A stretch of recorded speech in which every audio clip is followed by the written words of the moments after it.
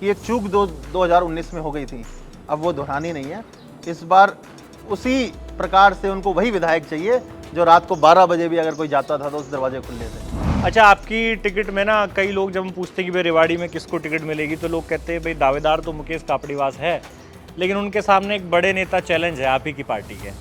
तो उस चैलेंज को आप कैसे देखते हैं, उस अदावत से कैसे निपटेंगे? तो अगर ये तर्क दिया जाता है आपके खिलाफ कि भाई ये लोग तो निर्दलीय होकर चुनाव लड़े थे, ये तो बागी हैं, क्यों इनको टिकट दी जाए, तो इसका क्या डिफेंस है फिर? तो चुनाव से ठीक पहले क्या जरूरत पड़ गई, जो मनोहर लाल जी अगर अच्छा काम कर रहे थे तो उन्हें बदलने की, और नायब सैनी के आने से आप लोगों को क्या लाभ मिल रहा है? लोकसभा में तो कुछ आपको घाटा ही हुआ बल्कि। अगर यूनिवर्सिटी होती, अगर यूनिवर्सिटी का उसको हक होता, तो केएलपी में जो रेवाड़ी में बच्चा पढ़ रहा है, अहिर कॉलेज में पढ़ रहा है, उसको डिग्री कहाँ की मिलनी चाहिए थी? मीरपुर की मिलनी चाहिए। कि जो बाईपास इन्होंने बनाया, तो गोकलगढ़ के पास कैसे इन्होंने जेड दे दिया बीच बाईपास में। पूरे हिंदुस्तान में, अगर हूँ बिहार में भी इतना बुरा हाल नहीं होगा। अच्छा, लेकिन चिरंजीव जी एक बात और कह रहे हैं, पिछले कुछ दिनों से उन्होंने एक नया बयान दिया है। वो कह रहे हैं कि कांग्रेस की सरकार आई तो मैं गारंटी दे रहा हूँ कि डिप्टी सीएम की कुर्सी मैं लेकर आऊंगा। उन्होंने कम बोला, मैं सोच रहा था कि अमेरिका के राष्ट्रपति बनेंगे। नमस्कार, स्वागत है आपका हरियाणा तक में, और मैं हूं आपके साथ राहुल यादव। विधानसभा चुनाव कवरेज पर निकले हैं और आज हम कापड़ीवास गांव में हैं। रेवाड़ी जिले का ये गांव है और विधानसभा भी यहां पर रेवाड़ी लगती है। और हमारे साथ मुकेश कापड़ीवास जी हैं, बीजेपी की टिकट पर यहां से तैयारी कर रहे हैं और उम्मीद है कि उनको की टिकट मिलेगी। वो कह रहे हैं कि पूरी उनको जो है अपनी गोटियां सेट कर रखी है उन्होंने। तो क्या कुछ प्लान है इनका रेवाड़ी विधानसभा को लेकर, तो उस पर बातचीत करेंगे। मुकेश जी, पहले तो आपका स्वागत है। धन्यवाद राहुल जी, आपका मेरे गांव में आने पर आपका मैं धन्यवाद करता हूं, और आपको आपके ही गृह जिले में आने पर आपका धन्यवाद करता हूं। तो क्या माहौल है, क्योंकि आपकी पार्टी की 2 मीटिंगें हो चुकी हैं, आपके पास भी रिपोर्ट आई होगी, आप भी दावेदार हो टिकट के। क्या रिपोर्ट है, टिकट मिल रही है मुकेश कापड़ीवास को? देखिए, जितना मैं जानता हूं कि इस बार जिताऊ उम्मीदवार को पार्टी टिकट देगी, चाहे वो कोई हो। अगर मुकेश कापड़ीवास उनको जिताऊ लगेगा तो मुकेश कापड़ीवास को टिकट देंगे, अगर और कोई जिताऊ लगेगा तो और किसी को टिकट देंगे। मेरा मत शुरू से ये रहा है कि जिसको भी पार्टी दे, हम जब तीसरी बार सरकार तब बनाएंगे जब जिताऊ उम्मीदवार को टिकट देंगे। अच्छा। और जैसा कि आपने कहा कि गोटियां सेट कर रखी है, मैंने कोई गोटियां सेट नहीं की। ये तो लोगों का मन है। आप अगर मेरी विधानसभा में जाएंगे और आप बात करेंगे, आप देखेंगे कि लोगों का मन है कि एक चूक 2019 में हो गई थी, अब वो दोहरानी नहीं है। इस बार उसी प्रकार से उनको वही विधायक चाहिए जो रात को 12 बजे भी अगर कोई जाता था तो उस दरवाजे खुले थे, सुबह 5 बजे कोई आता था दरवाजे खुले थे, कोई किसी भी समय विधायक से फ़ोन पर बात कर सकता था। तो वो लोगों ने काम देखा है, वो 5 साल का टेन्योर देखा है, लोगों को उसी हिसाब का काम चाहिए, उसी हिसाब का विधायक चाहिए। अच्छा, आपकी टिकट में ना कई लोग जब हम पूछते हैं कि भाई रेवाड़ी में किसको टिकट मिलेगी, तो लोग कहते हैं भाई दावेदार तो मुकेश कापड़ीवास है, लेकिन उनके सामने एक बड़े नेता चैलेंज है आप ही की पार्टी के। तो उस चैलेंज को आप कैसे देखते हैं, उस अदावत से कैसे निपटेंगे? नहीं, कोई चैलेंज नहीं है, मैं तो कोई चैलेंज मानता नहीं हूँ, क्योंकि देखिए, सब लोग जो हम लोग पार्टी के कार्यकर्ता और नेता हैं, वो सब एक दूसरे की मदद करते हैं। लोकसभा में सबने मिल करके हमारे सांसद महोदय की मदद की है, और जगह भी जितने भी लोकल लीडर्स थे, सबने अपने सांसद के चुनाव में अपने सांसद की मदद की है।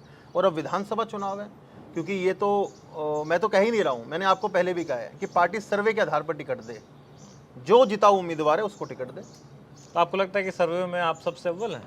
आप सर्वे कीजिए, मेरा निवेदन है आपसे। मैं ये दावा तो नहीं करता, लेकिन मुझे पूर्ण विश्वास है। हमारे परिवार की इतनी लंबी राजनीति रही है, एक बार चुनाव जीते हैं, 5 चुनाव हारे हैं, लेकिन कोई व्यक्ति 5 रुपए का आरोप नहीं लगा सकता। कोई व्यक्ति ये नहीं कह सकता कि घर गए थे और वो मिले नहीं।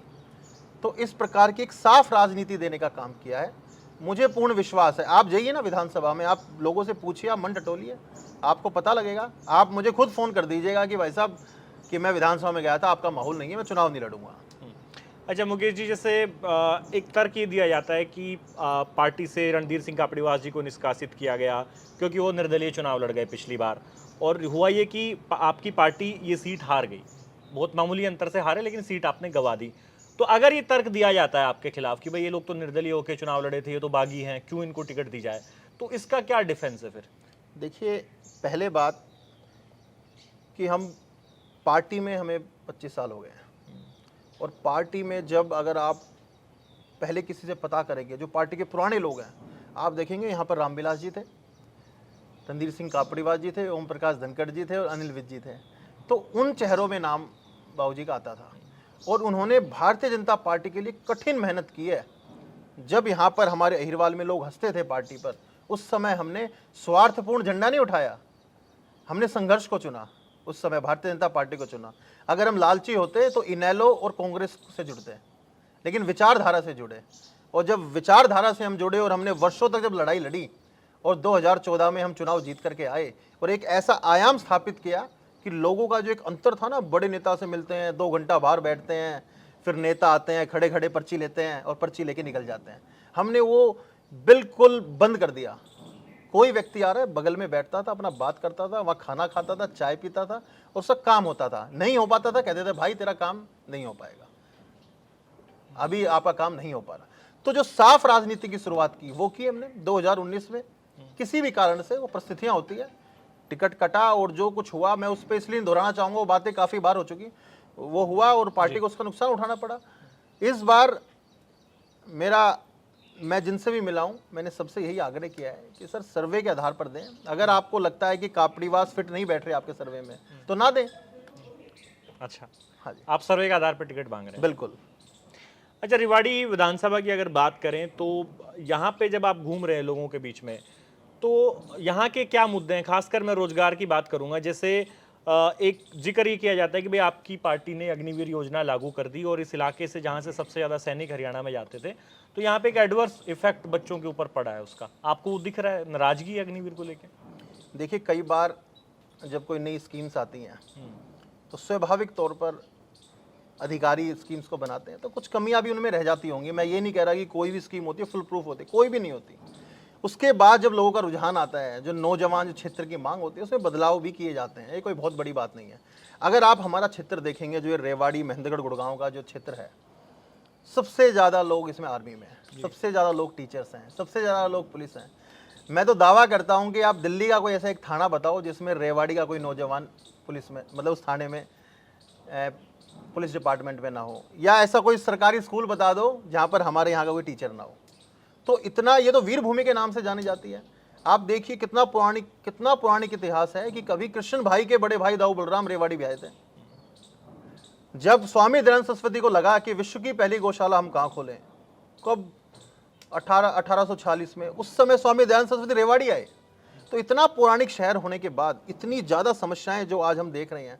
आज हमारे यहाँ कोई, आप देखिए 2014 से अगर पहले बात करें तो बॉयज़ कॉलेज नहीं था। आप देखिए कितना पुराना शहर, बॉयज़ कॉलेज क्यों नहीं था?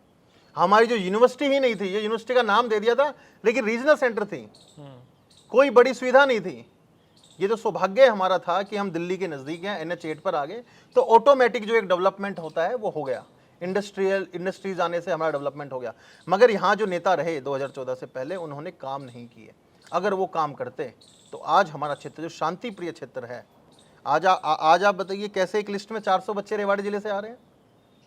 क्या चमत्कार हो गया ऐसा? क्या बच्चे अभी पढ़ रहे हैं? बच्चे पहले भी पढ़ते थे, मगर पहले भाई, भतीजा, भांजा, रिश्तेदार, कोई ना कोई, या अपना कोई कट्टर समर्थक, उसको नौकरी मिलती थी। और मैं तो अक्सर कहता हूँ कि भारतीय जनता पार्टी ने लोगों को राजनीतिक शोषण से बचाया है। अगर कोई किसी बच्चे का, किसी कार्यकर्ता कोई बच्चा नौकरी लगाता था ना, तो 20 लाख रुपए लेते थे और पूरी जिंदगी के लिए बंधुआ मजदूर बनाते थे उनको। आज कोई बच्चा लग रहा है, ईमानदारी से लग रहा है। मैं दावे के साथ कह सकता हूँ पूरे हरियाणा में एक बच्चा ही कह दे पैसे दे के लगाऊं। मेरे ज़िले में 400 लोग लगे हैं, मेरे ज़िले में हरियाणा पुलिस 350 लोग लगे हैं। एक बच्चा, मैं सबसे मिलता हूँ, बता भाई, कह रहा जी किसी को कुछ नहीं दिया। तो ये बदलाव नहीं है तो और क्या है? राहुल जी आप बताइए। लेकिन फिर ऐसा क्या हुआ कि इन 10 सालों में आज जब चुनाव के नज़दीक पार्टी खड़ी है तो पार्टी को एक खतरा महसूस हो रहा है, पार्टी को अपना ग्राफ उस तरीके का नज़र नहीं आ रहा जैसा पिछली बार था, तो ये डाउनफॉल क्यों आया पॉपुलैरिटी में? देखिए, कई बार जो विरोधी होते हैं वो षड्यंत्र में कामयाब हो जाते हैं। उन्होंने एक बहुत सारे दुष्प्रचार चलाए। आप देखिए, जब अगर रामायण में देखें तो राम भगवान भी मृग तृष्णा में आ गए थे। तो ये तो जब कहते हैं ना, 100 व्यक्ति अगर झूठ बोलता है तो वो झूठ भी धीरे धीरे सच बनने लग जाती है। तो इन्होंने इतना ज़बरदस्त बवंडर फैलाया, इनको लगा कि सरकार हमारी नहीं आ रही है, कैसे 10 साल हो गए, 15 साल मोदी जी को हो जाएंगे। तो जिन लोगों को कांग्रेस राज में मलाई खाने की आदत हो गई थी, वो इतने परेशान थे कि उन्होंने षड्यंत्र रचना स्टार्ट कर दिया। आप बताइए, भारतीय जनता पार्टी संविधान की संरक्षक है, इनको विरोधी बता दिया।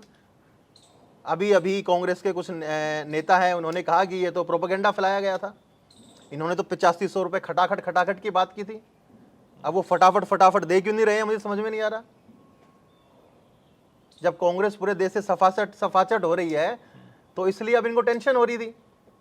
ये प्रोपेगेंडा फैलाया गया है। और मैं मानता हूं कि जो विदेशी कुछ ताकतें हैं जो चाहती हैं कि मोदी जी सरकार में ना आए, उनके द्वारा प्रायोजित और एक बहुत बड़े स्तर का प्रोपेगेंडा था।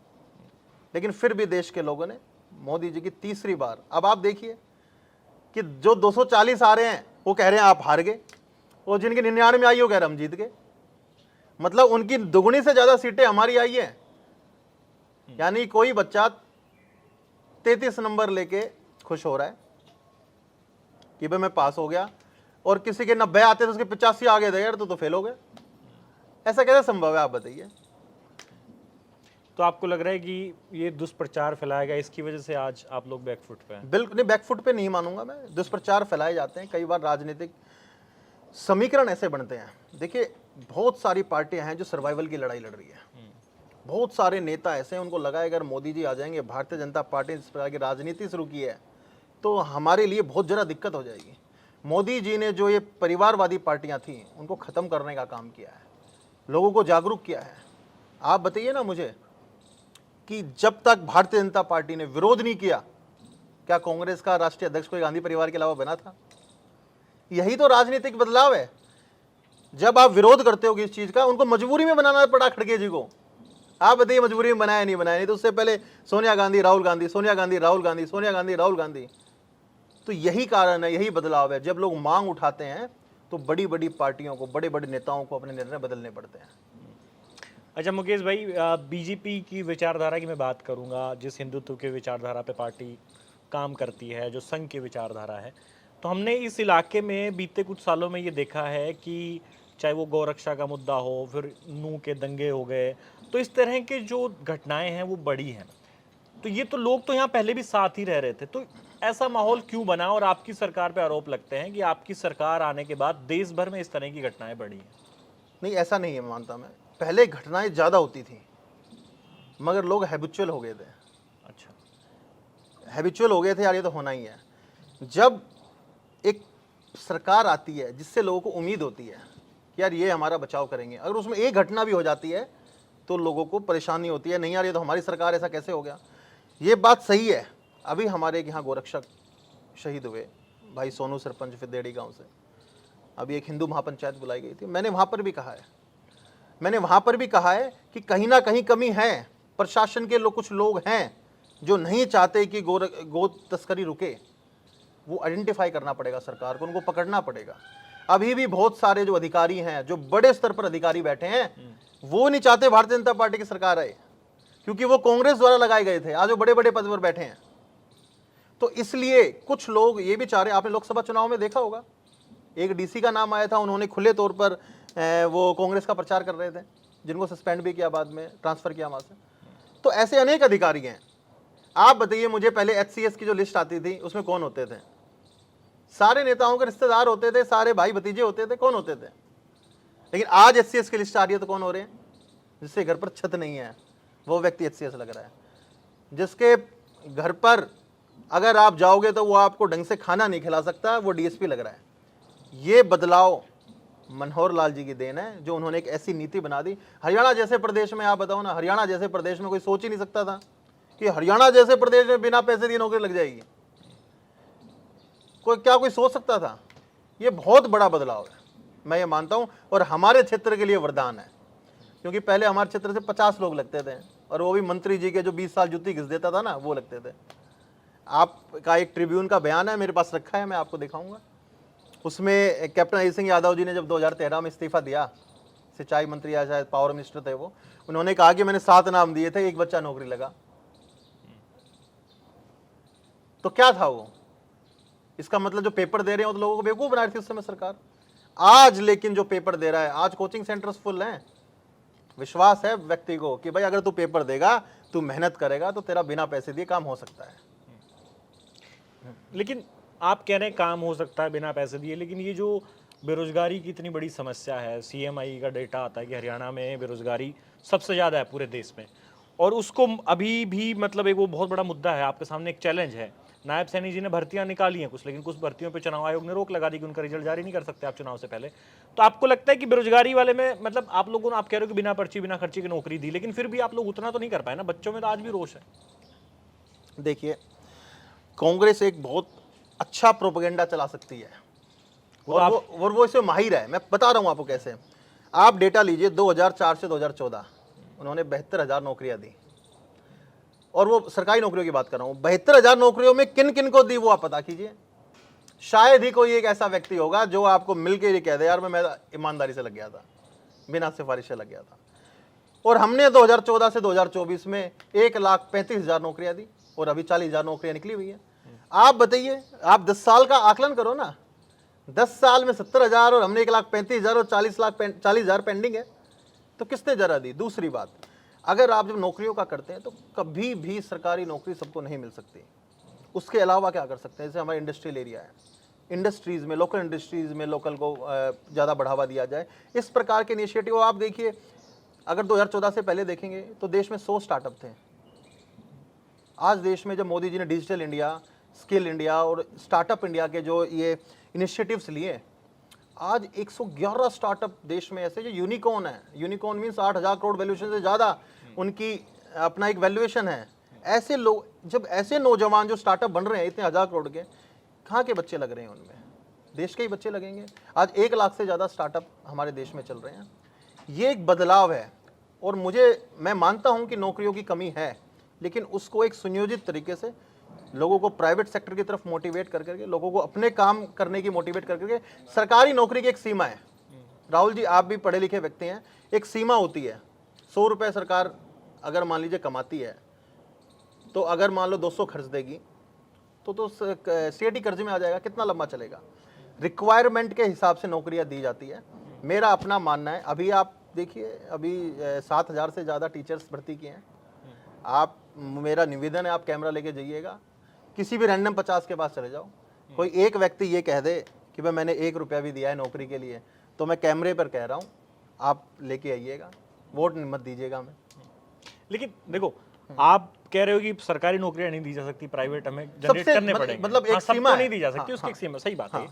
लेकिन मुकेश भाई, आपका जो गांव है, जो इलाका है, पूरा इंडस्ट्रियलाइजेशन का एरिया है ना।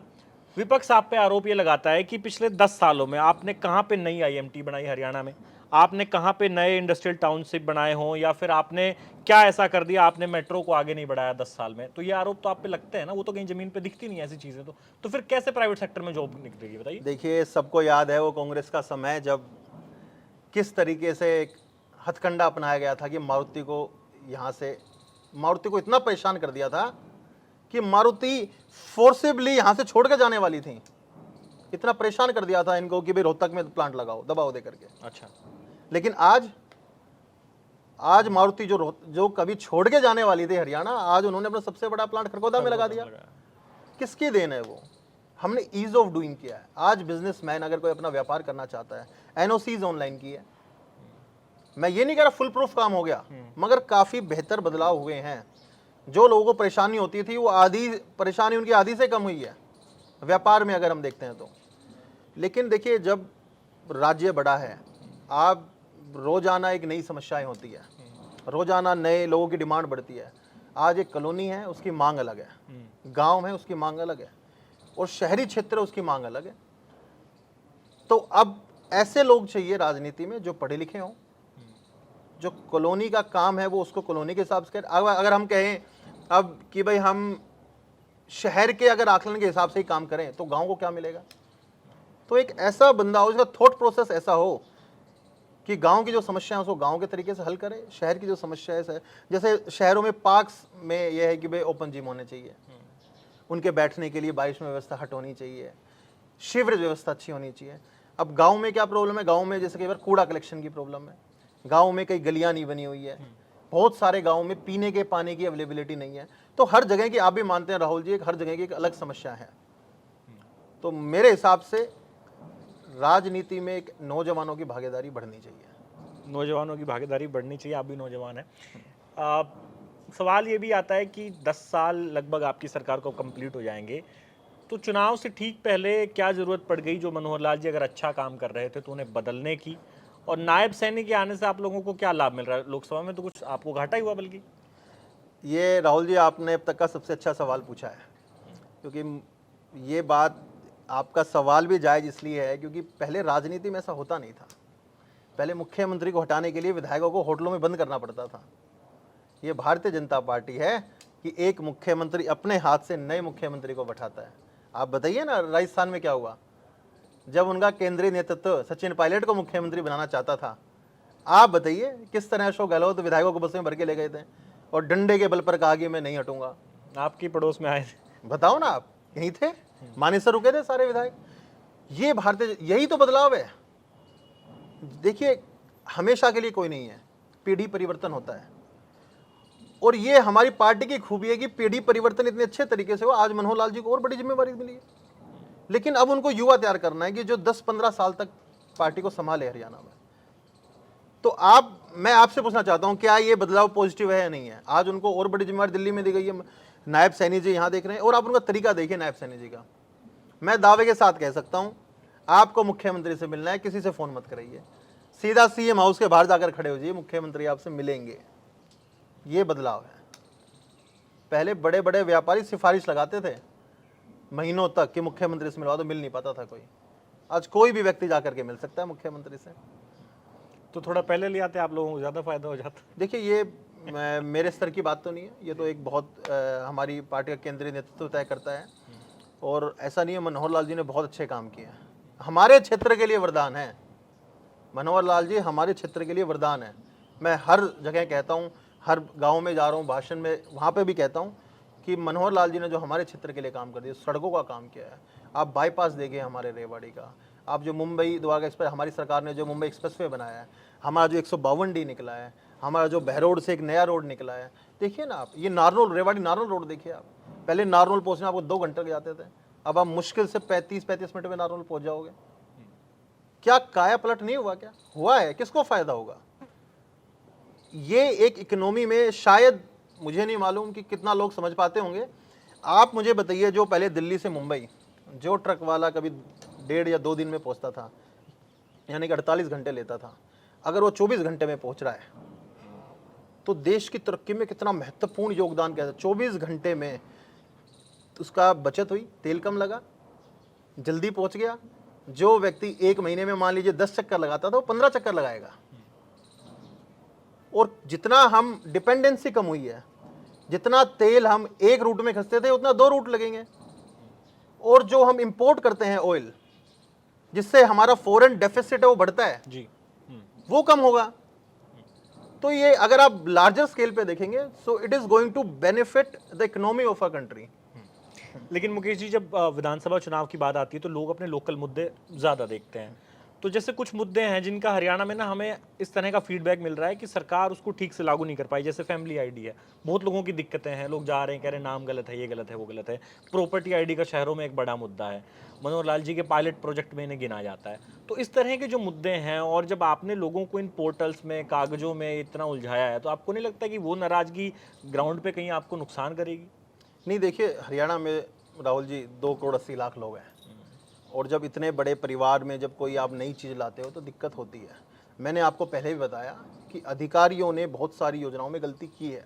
अभी माननीय मुख्यमंत्री जी ने, आप देखिए, सेल्फ अटेस्टेड बोला है कि सेल्फ अटेस्ट कराइए और आप ठीक करा लीजिए। जब कोई बड़ी चीज़ होती है ना, आधार कार्ड आया था, सब लोगों को लगा यार ये क्या है। जब कोई नई चीज़ एक बार एंट्री करती है तो उसमें समस्या होती है। प्रॉपर्टी आईडी में कुछ समस्याएं हैं, हम नहीं कह रहे फुल प्रूफ है, लेकिन किसी ने सोचा ना कि यार प्रॉपर्टी पहले कितना झोल होता था।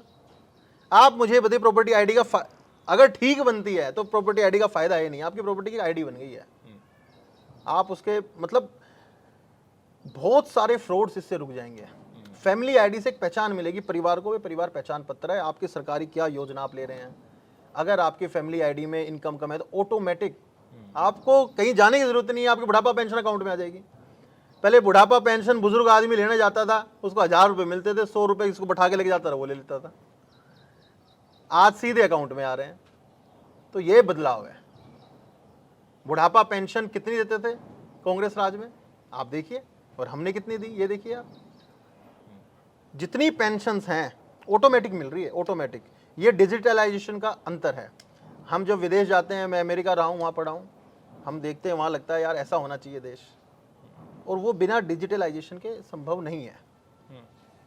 अच्छा, अब जैसे एक माहौल, ये मतलब नैरेटिव इस तरह का दिख रहा है हरियाणा में कि किसान बीजेपी से नाराज है, जाट समाज बीजेपी से भयंकर नाराज है, और युवाओं में नाराजगी है। मतलब एक इस तरह का नैरेटिव हम जहाँ जाते हैं ऐसी बात चलती है।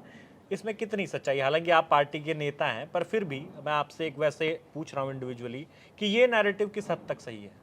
देखिए, मैंने आपको राहुल जी पहले भी बताया कि कांग्रेस पार्टी नैरेटिव झूठा गढ़ने में माहिर है। अच्छा। आप मुझे बताइए, आप मुझे टोकिएगा अगर मैं गलत बोल रहा हूँ तो 2004 से 2014 1100 करोड़ रुपए मुआवजा दिया गया है किसानों को।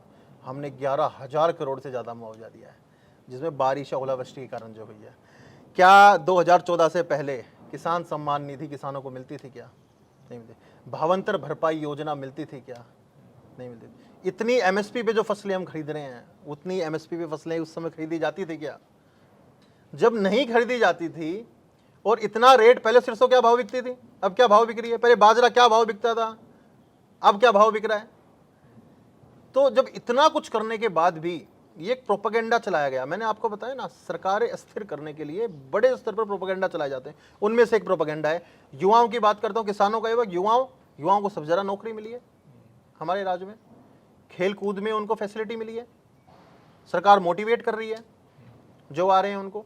मुझे लगता है, और बात अगर महिलाओं की करें, महिलाओं को जो सम्मान देने का काम हमारी सरकार ने किया, 33% रिजर्वेशन क्यों नहीं दिया?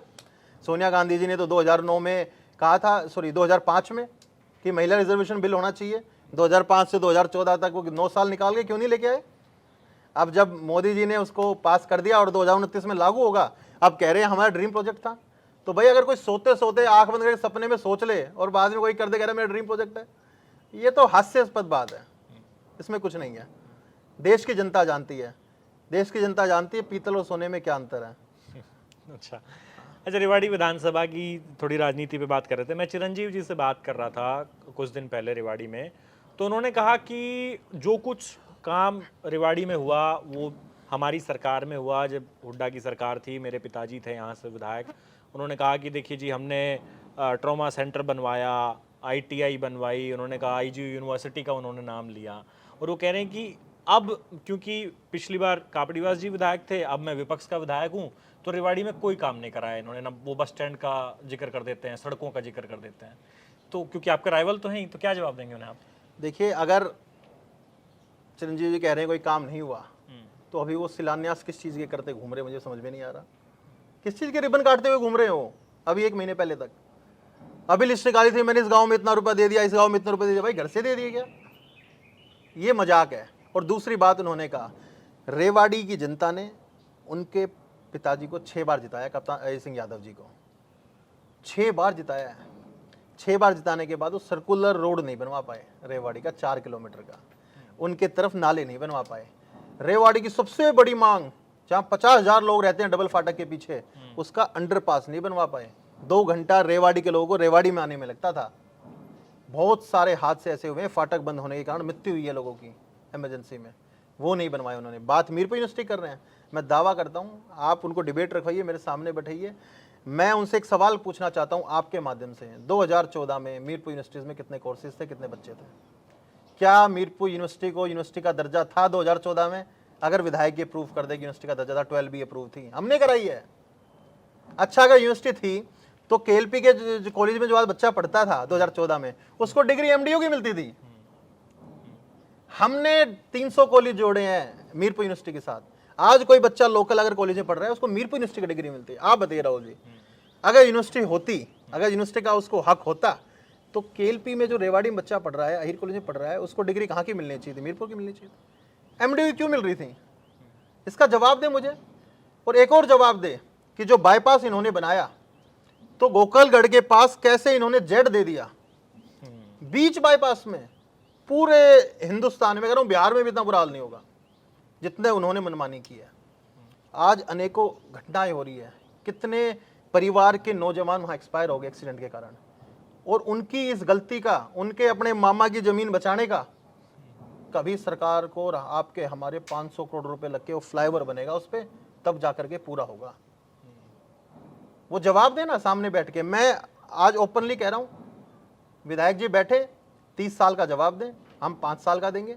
और 5 साल में हमने क्या किया? जो सर्कुलर रोड वो नहीं बनवा पाए वो बनाया, रेवाड़ी के चारों तरफ 4 लेन बनवाए, कभी रोहतक और झज्जर में जो झूमर लाइटें लगती थी वो रेवाड़ी में लगवाई। किसी भी नगर परिषद में पूरे हरियाणा में हमारी ब्रूमिंग मशीन नहीं होगी, नगर परिषद में, नगर निगम में होगी, लेकिन हम रेवाड़ी नगर परिषद में एटलीस्ट 1.25 करोड़ रुपए की मशीन लेके आए। हमने डबल फाटक अंडरपास बनवाया, उन्हीं 5 सालों की बात कर रहा हूं मैं। रेवाड़ी का आउटर बाईपास बनवाया, रेवाड़ी के फ्लाईओवर बनवाए। अभी अभी विधायक ना होते हुए हारने के बाद रेलवे मंत्री से कंटिन्यूअस फॉलो करके आज हमने हमारे बाईपास पर जो फाटक लगते हैं, जो 2 लाइनें जा रही हैं, अगर आप गोकलगढ़ की तरफ जाते हो, उन पे फ्लाईओवर पास करा दिया। भाड़ावास फ्लाईओवर हमने पास कराया। मैं ये नहीं कह रहा हूं हमने कर दिया, लोगों ने जब ताकत दी हमें तब हमने किया। एक योजना में इतने काम, और 6 योजना में उन्होंने क्या किए? क्या क्या उन्होंने 6 योजना में? बॉयज कॉलेज क्यों नहीं है? 6 बार जीते आप, क्यों नहीं है बॉयज कॉलेज? गर्ल्स स्कूल अच्छा क्यों नहीं है? ये कौन है मुद्दा पूछने वाला? आप बताइए। आज मेरे रेवाड़ी का नौजवान अगर स्पोर्ट्स में जाना चाहता है, कहां जाएगा? रबड़ मैट नहीं है स्टेडियम में। हम फिर उम्मीद करते हैं बच्चे मेडल लेके, कहां से लेके आएंगे? क्यों नहीं लेके आए? मैंने नौजवानों को भी कहा है कि आप मांग उठाइए, जो आपके बीच आ रहा है मांग उठाइए कि भाई हमें स्पोर्ट्स फैसिलिटी दीजिए। 24 बच्चे हरियाणा के गए हैं 117 लोगों में। मुझे गर्व है कि 2% योगदान हरियाणा देता है और 20% खिलाड़ी देता है। मगर रेवाड़ी, गुड़गांव, महेंद्रगढ़ से कौन बच्चा गया ओलंपिक्स में? आप बताइए। इसलिए नहीं गया क्योंकि इन नेताओं ने नौजवानों की तरफ सोचा ही नहीं, फैसिलिटी नहीं दी।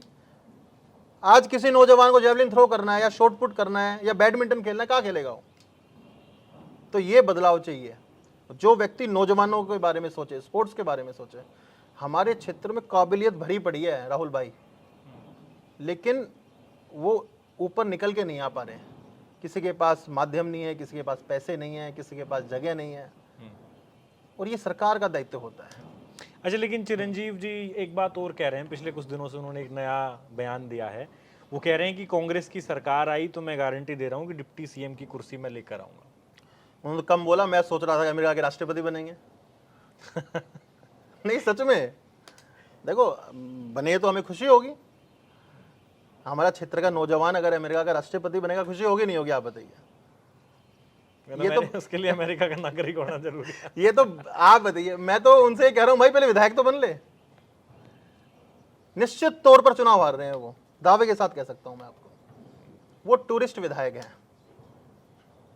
आप कह रहे गुड़गांव रेवाड़ी के बीच वाला? आप बताइए ना। आप मुझे, चलो आप बताइए राहुल भाई, आपका जो भी मूल रूप से गांव होगा, क्या आप पड़ोसी गांव के व्यक्ति को आप वहां का सरपंच बनाएंगे? नहीं बनाएंगे आप कभी भी। ये जो राजनीति ये करना चाह रहे हैं रेवाड़ी में, रेवाड़ी की जनता ये राजनीति पसंद नहीं करती है कि आप हफ्ते में 1 दिन आए, वहाँ घूम फिर गए, 1-2 जगह बाइट दे दी आपने, 1-2 जगह लोगों से मिल ली और चले गए, फिर 5-6 दिन बाहर। मैं दावे के साथ कह रहा हूँ, मैं जहाँ जिस गाँव में जा रहा हूँ, मैंने कहा मेरी गाड़ी में बैठो आप और अभी चलते हैं। आप में से कोई विधायक का घर बता दो कौन सा है तो वोट दे देना। काम छोड़ दो, घर बता दो कि ये घर है विधायक का, उसको वोट दे देना। लोगों को घर नहीं पता। आज किसी गरीब को, मजदूर को, किसी मेरे नौजवान को, किसी माता बहन को विधायक की जरूरत है, कहाँ जाए? तो कह रही मॉडल टाउन में कप्तान साहब की कोठी है, यहाँ आ जाओ। भाई ऐसे कोठियां तो हर शहर में होती हैं। अच्छा, आप समझिए नेतावा है नहीं, ये क्या परंपरा चालू करना चाह रहे हैं? ये वही परंपरा चालू करने वाले, राजशाही वाली, कि लोग जाएं पीए से मिलके आ जाएं। विधायक किस लिए चुनती है? फिर पीए को ही चुन देंगे ना हम। किस लिए विधायक चुनते हैं?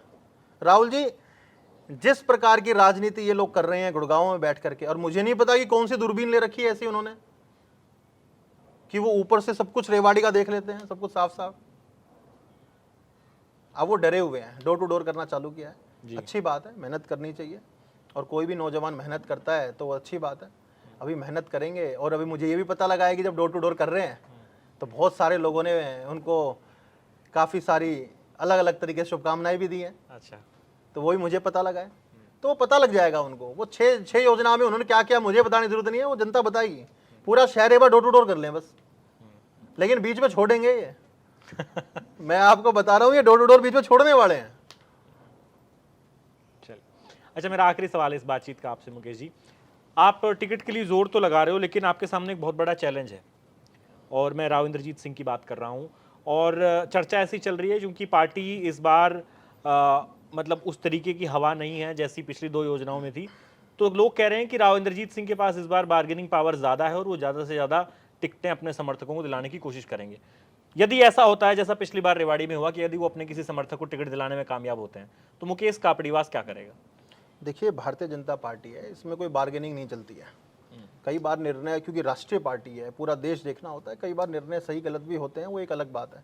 मगर मुझे पूर्ण विश्वास है, जैसा कि इस बार आपने कहा कि इस बार पार्टी को सीटें जीतनी है, इस बार पार्टी को सरकारें बनानी है। जो जिता उम्मीदवार होगा, राव इंद्र सिंह भी भारतीय जनता पार्टी के हमारे सांसद हैं, कोई अलग बात नहीं है। और विधानसभा में वो चुनाव लड़ेगा जो ग्राउंड पर मजबूत होगा। मैं तो कह ही नहीं रहा हूं ना, किसी का समर्थक हो, मैं मानता हूं चाहे किसी कोई समर्थक हो या ना हो, भारतीय जनता पार्टी का कार्यकर्ता होना चाहिए और जिताऊ होना चाहिए।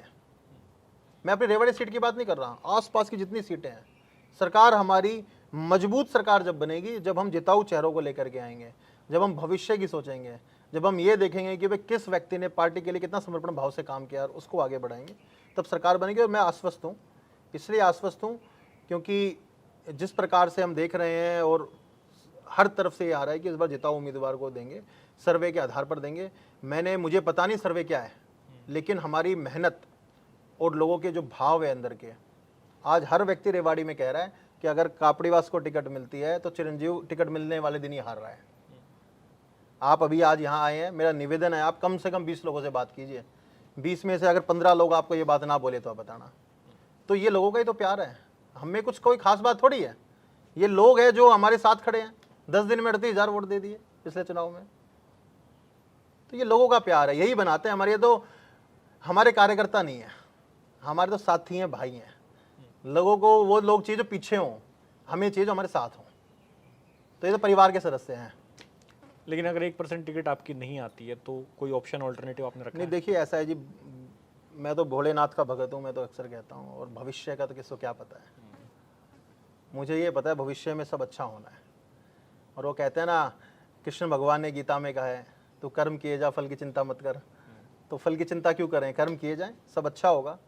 जो हुआ है वो भी अच्छा हुआ है और जो होगा वो भी अच्छा होगा।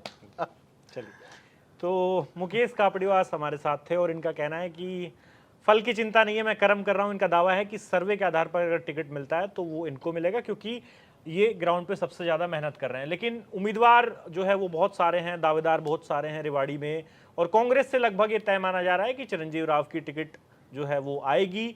लेकिन बीजेपी से उम्मीदवार कौन होगा, ये बहुत ही इंटरेस्टिंग चीज़ है और ये देखना होगा हमें, क्योंकि बीजेपी जल्दी अपनी लिस्ट जारी करेगी।